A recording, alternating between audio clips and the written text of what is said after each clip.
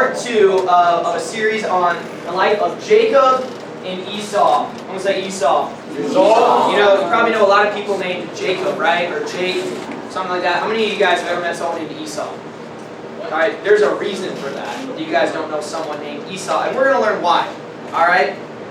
So we talked about Jacob and Esau last week, and if you weren't here last week, you guys should go back and watch that message because it helps lead up into this. So tonight I want to talk to you guys about a particular aspect of selfishness called impulsivity. Impulsivity. That's what we're talking about. Is that okay? Yeah. You guys get nervous? You're like, oh, impulsivity. Oh boy, I'm pretty impulsive. I'm sweating. Heartbeat. Is that the Red Bull, or am I getting nervous? Listen, I feel like I'm preaching this message to myself. All right, I am so impulsive. I am the worst planner in the history of ever. Ask Kirsten. Oh my goodness, she gave me one thing to plan for our wedding yesterday, and I almost died. It's a lot. So, impulsivity, it can keep us from taking a hold of what God wants to do in our life. And tonight we're going to be reading one of the dumbest stories in the entire Bible. Alright? Literally one of the dumbest stories in the entire Bible. It makes no sense. Turn to your neighbor and say ridiculous. Ridiculous. Ridiculous. Alright? Y'all may not believe me, but trust me, we're about to read it. Alright? So Genesis chapter 25, verse 24 through 34.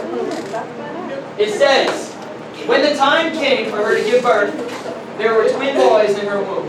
The first to come out was red, and his whole body was like a hairy garment. All right, this is Chewbacca baby. That name's Esau. All right, give me your best Chewbacca call. Roar. That's pretty good. All right, so we got Chewbacca baby by the name of Esau.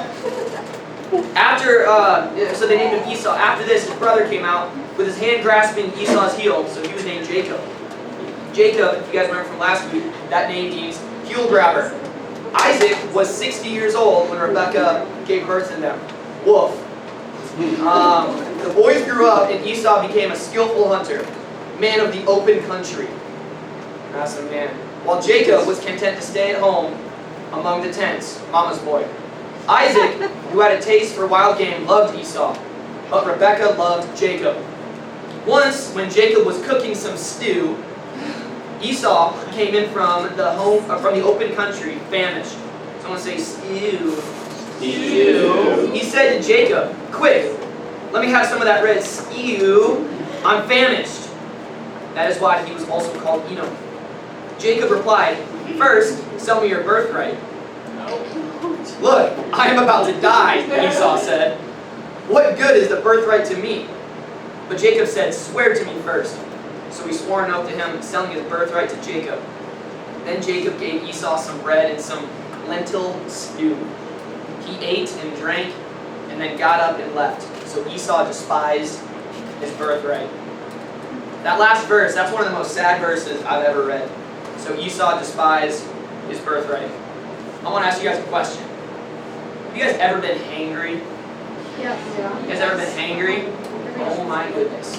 Kirsten gets hangry every morning. If she hasn't eaten breakfast yet, she's like a hibernating bear. All right. When I asked her, I got this in my notes. When I asked her dad permission to marry her, the first thing he said, he's like, you don't want to talk to her until she's had breakfast. That was the first thing her dad said to me. So, anyways, I don't know why I'm saying that, but have you guys ever been hangry tonight? Have you guys ever been hangry? Ask your neighbor. You guys ever been hangry? I feel like Abby was hangry. Yeah. So, this right here, this is quite possibly the worst negotiation in the history of ever. Alright? Quite possibly the worst negotiation ever. Alright, this is like Obi-Wan in The Phantom Menace says, "You're right, Master, the negotiations were short." This is horrible. Listen, I've seen some teenagers do some dumb stuff before, but never this. Never something this bad. I mean, this is a doo-doo trade. Esau's like, yo, I'm hungry. Give me some beans. I'll give you my birthright for a bowl of beans. Alright, you gotta understand what this means. Alright, so because Esau was the firstborn, that means he gets double the inheritance. Alright, and Isaac, his daddy, was loaded. All right? So this isn't just like the difference of like, oh yeah, I'll give you $50 for a bowl of beans. This is like, I don't even know, what's a rich person in this area worth? Say $5 million? This is like millions of dollars, the equivalent. And he's willing to give that up for a bowl of beans. That's how dumb this is. All right? Does anyone have a pen on you? I know we got one back there. Throw me a pen. I can't see it. I can't see the lights on my eyes. Perfect throw. Anyways, alright. So I got a pen, by the way. Ew, someone's hair. Hey, can we pass around those pieces of paper and pens that are back there on the table, Braden, while I try and fix this pen? Behind the computer. That's John. So I got a pen right here, right? How many, or what person in here, whose daddy has a nice car? Because I know none of you guys have nice cars. Yeah, what does he have? A Tesla? All right, who else's daddy or mommy has a nice car? Anyone? Tesla. Yeah, Cody, his dad's got a Jeep. Yeah. Sexy. Tommy and Cole, Ryan's daddy's got a Hellcat. Who else? What's your dad have? Your mom have? Town car? Okay. So, here we go. I'm just going to go with Aiden because he's closer to me. So Aiden, imagine you're about to turn 16 next week. And your dad's like, hey, I'm going to give you my Tesla next week on your birthday. But then I come up to you. Or no, say you got, I'm like, hey, I need you to write your name down on a piece of paper. And you don't have a pen. And I'm like, hey, I'll give you this pen if you give me your Tesla. And you're like, okay, sure. That's how dumb of a deal that is. Literally. It's like trading your Tesla for this pen. That's the equivalent. Does that make any sense? No. That's how stupid this deal is right here. So, I'm going to give you guys a couple of cautions tonight that I want you guys to look out for. Alright, there's 3 of them. And that's the reason why I'm passing around this paper. There's not enough pens. Maybe try and pass a couple pens up and just share with the person next to you or something. I would give you this one, but this one's broken now. So, the first caution that I got for you guys is you have to beware of mistaking growth for maturity. You have to beware of mistaking growth for maturity. So we see this in verse 27.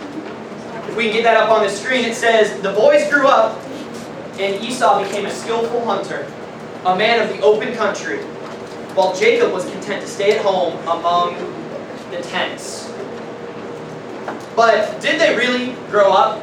I mean, honestly, did they grow up? I mean, because they are fighting like 5-year-olds here. Jacob and Esau are fighting like 5-year-olds over stew, over lentil stew, and another translation is beans. And at this point, take a guess how old they are. Take a guess how old they are. They're 60. They're 60 years old right now, and they're fighting like little girls. So they grew up, right? But did they really grow up? I mean, there's a way that you can grow up and not develop within, right? There's a lot of this happening in our culture today. You know, I mean, you can look at Esau, you know, he got really good at what he did, right? He was a hunter. He was really good at that, but he didn't grow in who he was. So he grew in skill, but not in character. You know, someone coming to mind? You guys know anyone who is maybe friends with your parents who acts like a child, who's really immature? You know, I can think of some people.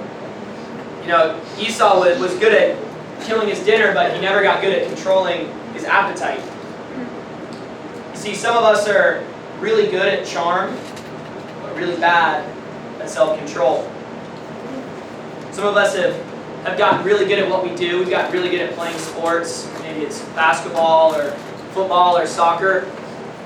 Or maybe it's even talking, but we're really bad at controlling our temper. See where we're at? You can't mistake growth for maturity. Don't mistake age for wisdom. So we ask ourselves this question, did he really grow up? Did Esau and Jacob really grow up? See in verse 28 it says, Isaac, who had a taste for wild game, loved Esau, but Rebekah loved Jacob. So the father loved Esau, right? But this is what it says. It says, Isaac, who had a taste for wild game. Now, why did it say that before it said he loved Esau? Why didn't it just say Isaac loved Esau, period? Now, this is just a speculation, but I want you guys to think about this. Maybe Isaac only loved Esau because of what he did for him, as opposed to who he was. Okay, if that's happening, we got to be careful for what's happening in our lives. Just a speculation. See in verse 29, it says, once Jacob was cooking some stew. Say stew. Stew. I don't know why it always pops in my head. Stew. Esau came in from the open country, famished. Famished. Okay, here's what you guys got to understand. When it says Esau's coming in from the open country, famished means he's like actually starving. All right, I'm not saying like, oh my gosh, I missed breakfast. I'm hungry right now. No, this word translates to means like he's got to eat or he's gonna die. Like he is very, very hungry here. He's like, I need food now. And Jacob's like, okay, hairy man, Chewbacca baby. I guess not Chewbacca old man. I'm gonna take advantage of you. Oh, you hungry boy? All right, I'm a mama's boy. I can cook. Yeah, I live among the tents, you know. So this is an important lesson I want you guys to learn. I want you guys to be careful who you talk to when you're in a susceptible state. Be careful who you talk to when you're in a susceptible state. Because if Esau would have known, I'm weak right now, he would probably be more careful who he talks to and who he gets vulnerable with. You guys see what I'm saying? Look, sometimes if you hear the wrong voice, especially when you're in a susceptible state, you're going to make the wrong choice. What voices are you guys listening to? What voices are you guys listening to?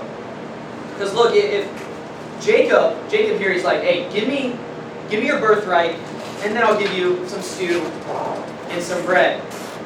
And you know what doesn't make any sense is it's always talking about how Esau is big and hairy and strong, and he's this hunter man. How many of you guys have little siblings? Or I guess even older siblings.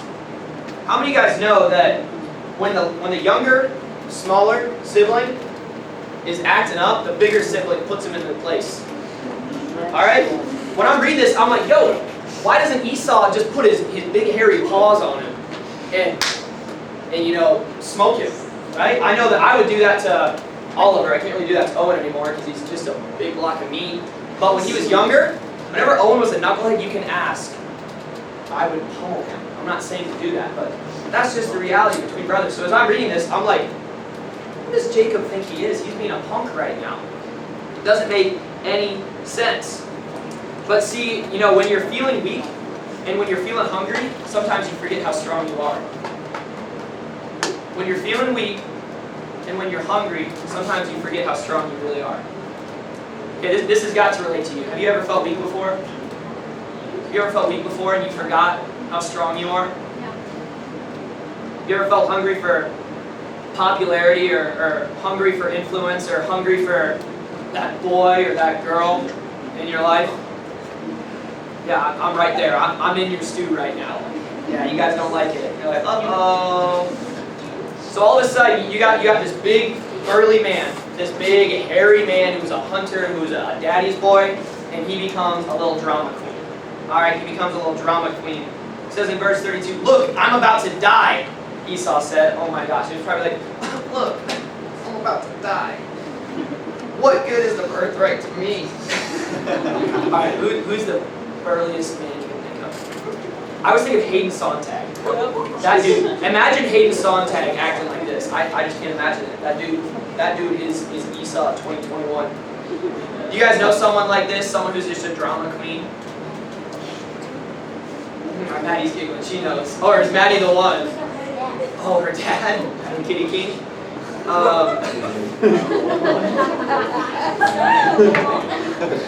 That's what Maddie told me to call her. Maddie's Kitty King. Anyways. Oh my goodness.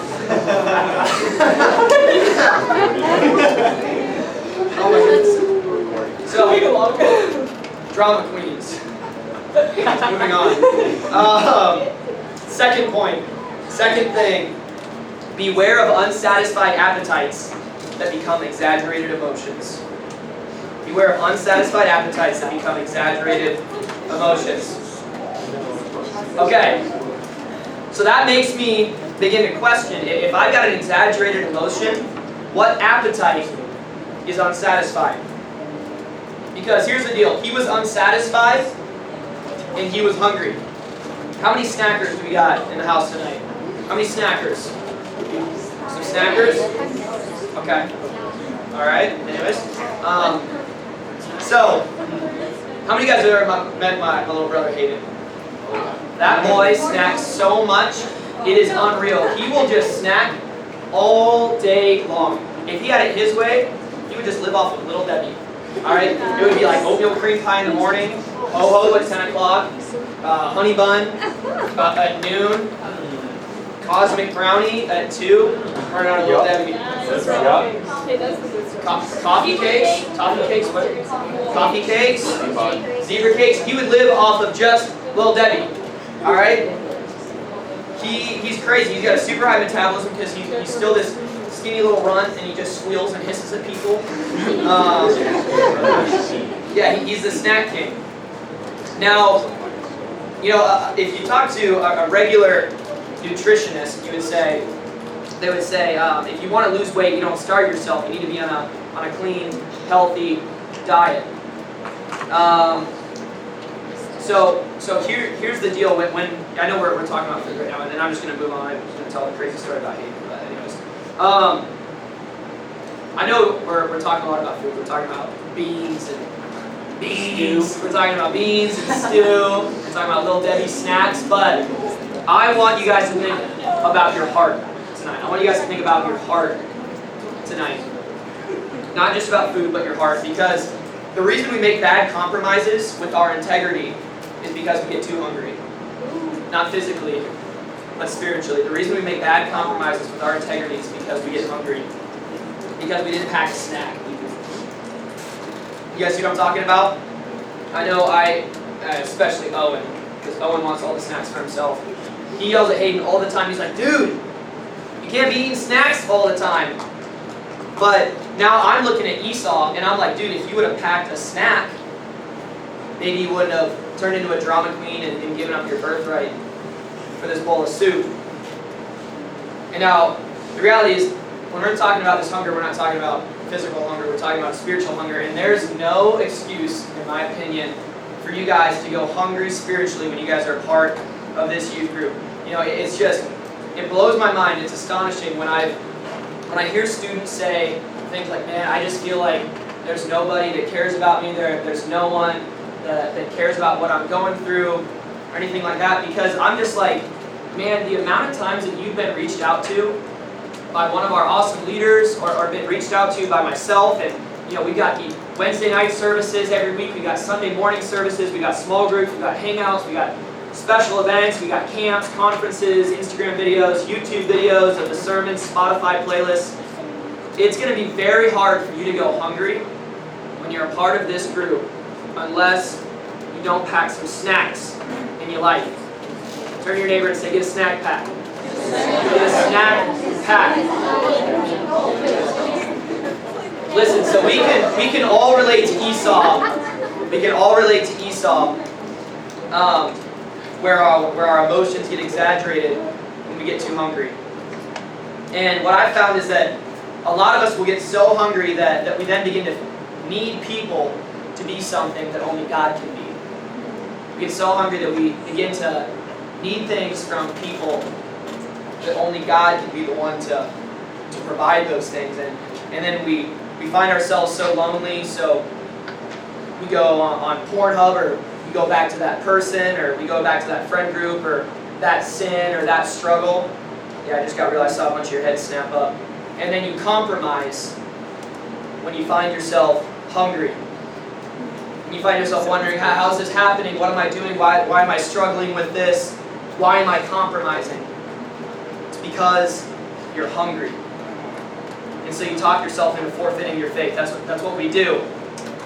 We start talking ourselves into, maybe this just isn't my thing. Maybe this youth group just ain't for me, or maybe, this faith, it just ain't for me. They don't get me. See how I'm forfeiting? I'm talking myself into forfeiting my faith. We got all these unsatisfied appetites. So then we get exaggerated emotions. So we're a lot like Esau. Turn to your neighbor and say, I'm an Esau. I'm an Esau. I'm an Esau. So Jacob here, he turns to Esau, who's being a drama queen. He's like, I'm gonna die. And he's like, all right, I'll give you a bowl of stew if you give me your birthright. Listen, I got one of my cereal bowls out here, all right? How many of y'all love cereal?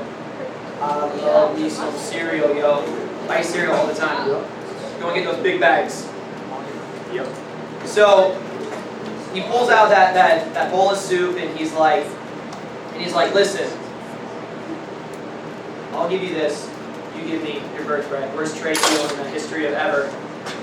And when your life is empty, you start letting people fill your bowl with things. So we're talking a lot about food here, right? Probably making some of you guys hungry. How many of you guys are starting to get hungry because we keep on talking about food over and over again, right?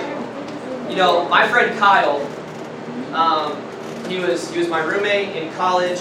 He was probably the most disciplined person I've ever met as far as eating. That dude, food he ate was just gross, man. He would just eat like chicken with no seasoning on it, and just like lettuce. It was like salad without dressing. It was like lettuce and onions and tomatoes with no dressing, and then just like white rice with nothing on it. He was gross. And he was just doing that to try and like get in great shape or whatever. But I didn't exactly have the same philosophy as him. I was like, I'm going to eat as much of everything as I possibly can when I was in college.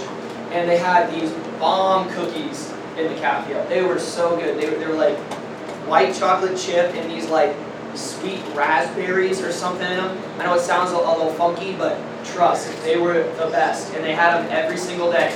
And I would always tease him. I'd always go over like a plate and I'd come back to the table with like 6 of them. I'd be like, can I have one?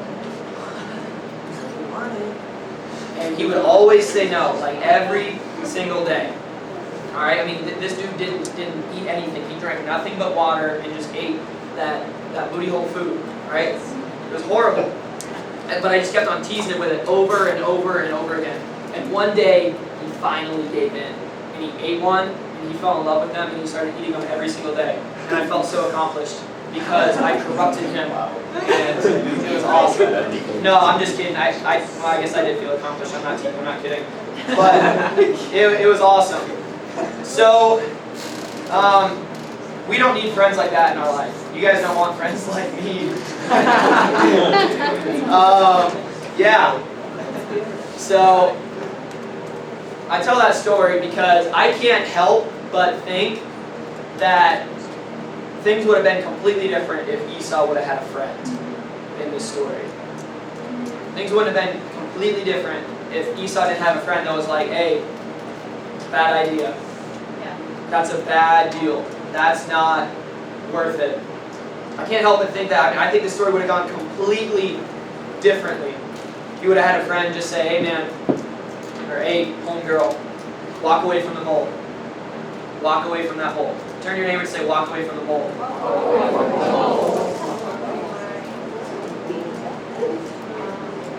Listen, let me be that friend to you tonight.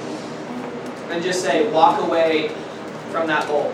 Walk away from that stew. Walk away from those beans because you're hungry, because you're famished, because you're trying to get something in your life, and you'll sacrifice almost anything to get it. Just walk away from that bowl because it isn't worth it. It isn't worth it. And the third and final point is beware of the temptation to give up what you want most for what you want now. Beware of the temptation to give up what you want most for what you want now. Listen, this is the caution that I watch 80% of teenagers do. I've seen this over the years of when I was a youth leader and now that I'm a youth pastor. I see this one completely take teenagers' lives. And, and they don't even think, they might be thinking suicide. No, I'm not talking about that. I'm talking about little subtle compromises, like one bean here and one bowl there, just a little bit of stew here, a little bit of your character here, a little bit of your integrity here, a little bit of your faith here, a little bit of your purity there, a little bit of your strength there. Look, it's birthrights for a bowl of beans, guys. It's not worth it. And we sacrifice and we give up what we want most for what we want now. We sacrifice legacy, we sacrifice purity, and we sacrifice impact. We sacrifice power for a bowl of beans, guys, and it's a bad deal. It's a bad deal. It's not going to satisfy you. It's not going to take care of you. It's not going to make you feel full and feel whole. It's not going to honor you. It's not going to respect you.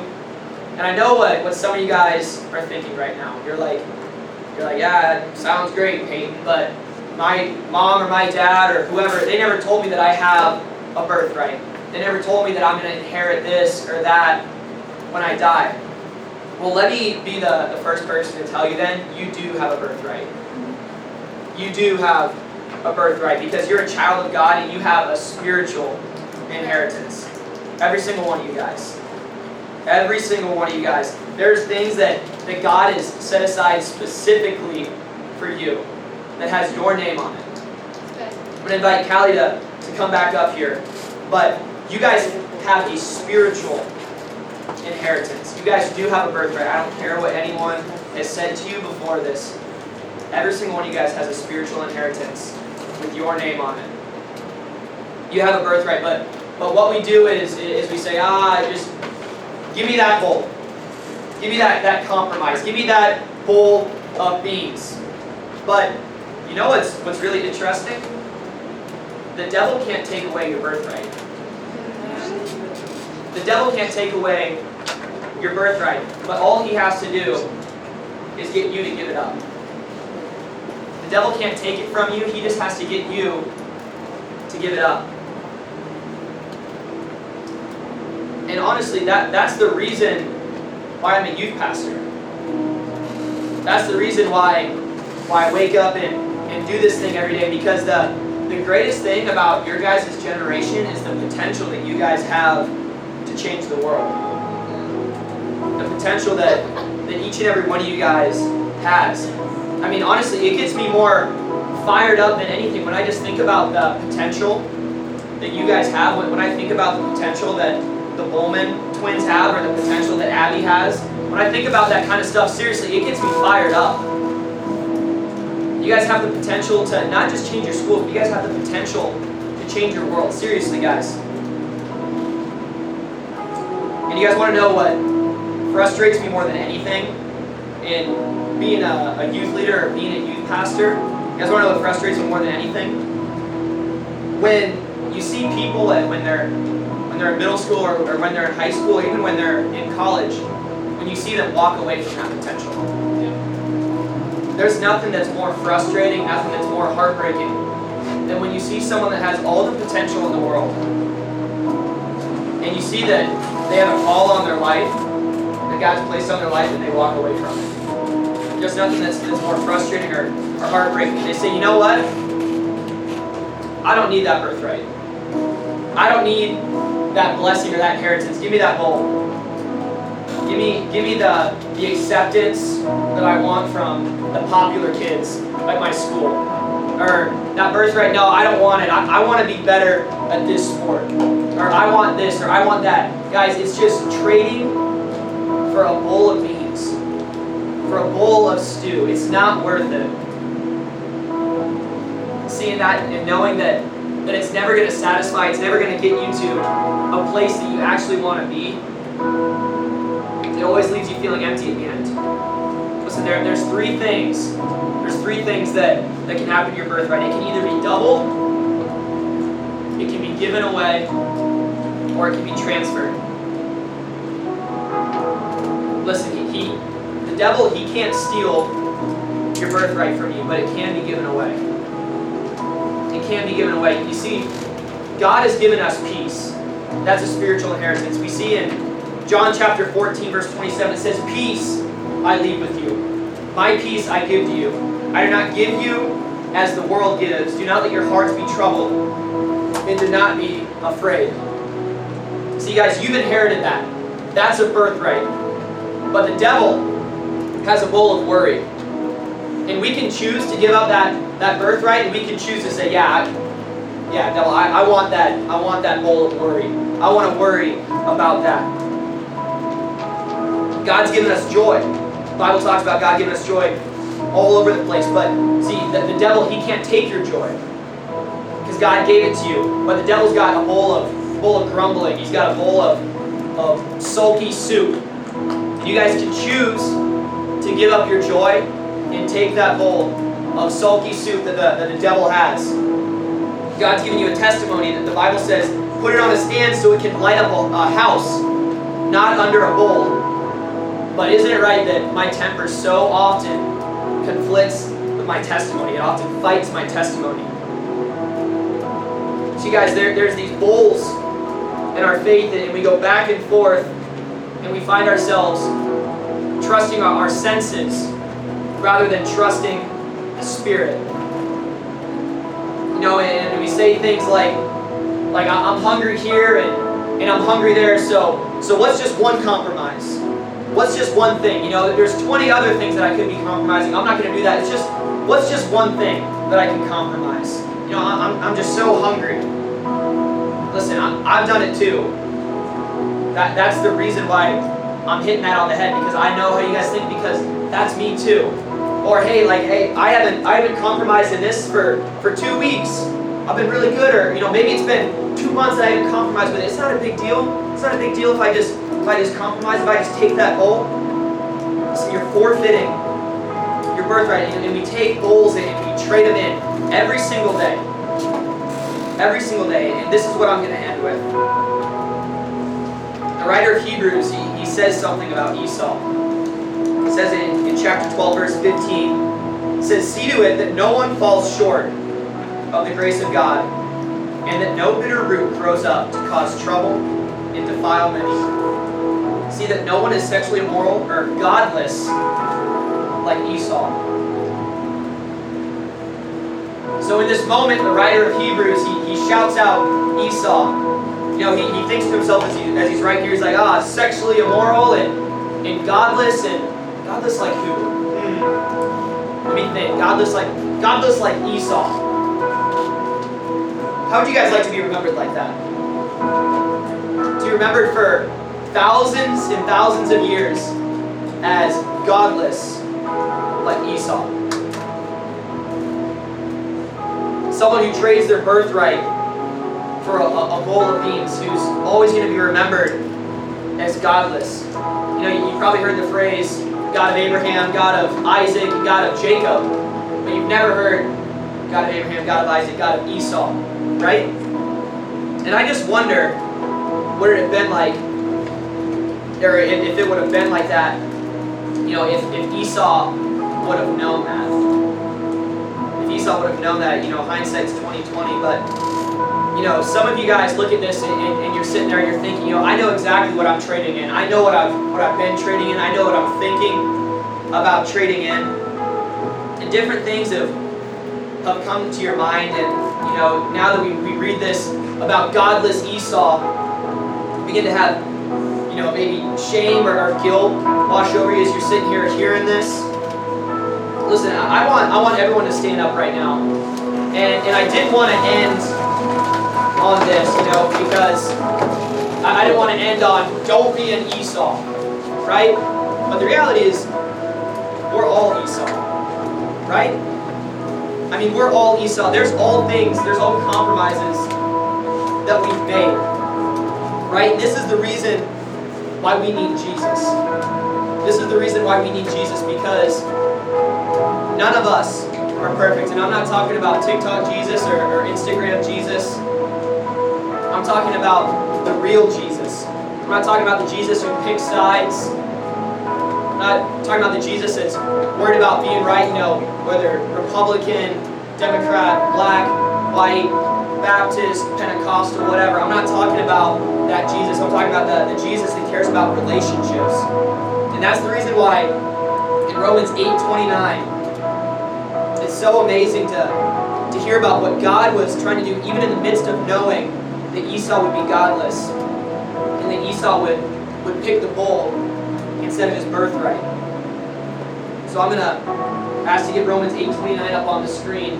It says, "For those God foreknew, He also predestined to be conformed to the image of His Son, that He might be the firstborn among many brothers and sisters."